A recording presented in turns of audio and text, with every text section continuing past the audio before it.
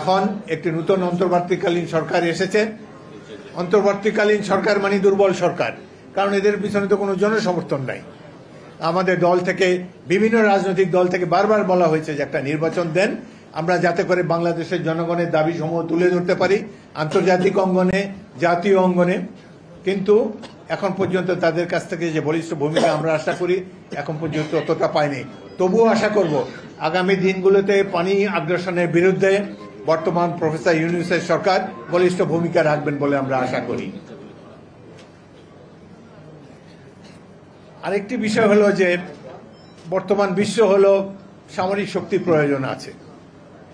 যাদের অনেক দেশ আছে যাদের সামরিক শক্তি কম, কিন্তু তারা জনগণকে প্রশিক্ষণের মাধ্যমে প্রশিক্ষিত করে বা তাদেরকে প্রকৃত জাতীয়তাবাদী চেতনায় উদ্বুদ্ধ করে এই জনগোষ্ঠীকেই একটি শক্তিতে রূপান্তরিত করতে পারে। সাম্প্রতিককালে একটা ছোট্ট একটা যুদ্ধ হয়ে গেল ভারত পাকিস্তানের মধ্যে, যেহেতু উভয় দেশ পারমাণবিক শক্তিধর, সেজন্য অতি অল্প সময়ের মধ্যে, অল্প ক্ষয়ক্ষতির মধ্যে যুদ্ধটি বন্ধ করার সম্ভব হয়েছে আন্তর্জাতিক শক্তিসমূহের পক্ষে। তো আমরা অনেকটাই চিন্তিত রয়েছে। কিছুদিন আগে বর্তমান সরকার তারা যে করিডোরের কথা, মানবিক করিডোরের কথা বলেছেন। বাংলাদেশ 18 কোটি লোকের দেশ।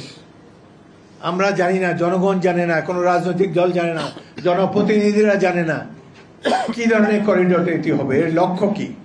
আমরা কি নতুন কোনো যুদ্ধে জড়িয়ে পড়তে যাচ্ছি? এই সম্পর্কে তো রাজনৈতিক দল সমূহের সাথে বসে সরকারের আলোচনা করা উচিত ছিল। কিন্তু দেখি যে পররাষ্ট্র উপদেষ্টা এক কথা বলেন, প্রেস সচিব অন্য এক কথা বলেন। কেউ বলেন যে হ্যাঁ চুক্তি হয়েছে, তবে চুক্তির শর্তসমূহ প্রকাশ করা যাবে না। আবার আরেক উপদেষ্টা বলেছেন যে না, আমরা এখন পর্যন্ত এই করিডোরের ব্যাপারে কোনো চূড়ান্ত মতামত এখনো দেই নেই। জনগণ অন্ধকারে আছে। এটা কি ধরনের সরকার? আমরা গণতান্ত্রিক পরিবেশে অভ্যস্ত। গণতন্ত্রের জন্যই তো 16 বছর সংগ্রামের পর এই মাফিয়া সরকার আমরা বিদায় করেছি। এখনো কেন আমরা অন্ধকারে থাকব?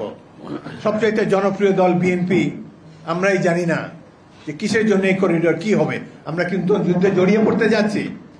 তবে আমাদের মোট কথা শক্তি অর্জন করতে হবে।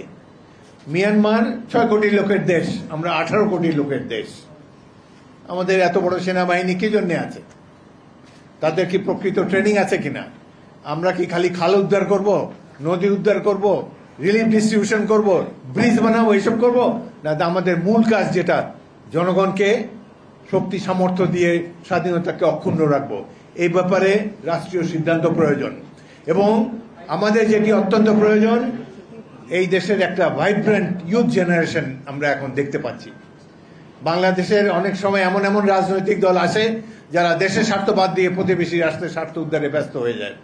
এই ক্ষেত্রে আমরা আবারও উদাত্ত আহ্বান জানাতে চাই।